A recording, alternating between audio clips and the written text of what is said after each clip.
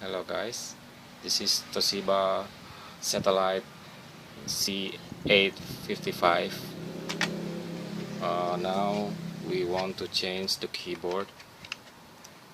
Yeah. There is no screw downside, so we no need to open the screw. We just open at the upside at the keyboard.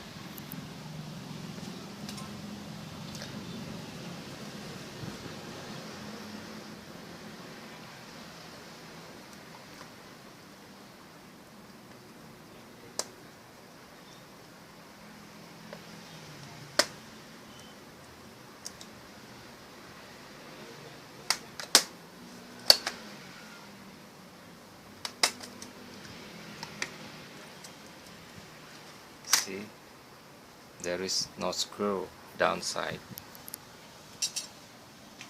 Very easy to open the keyboard. Okay, see you.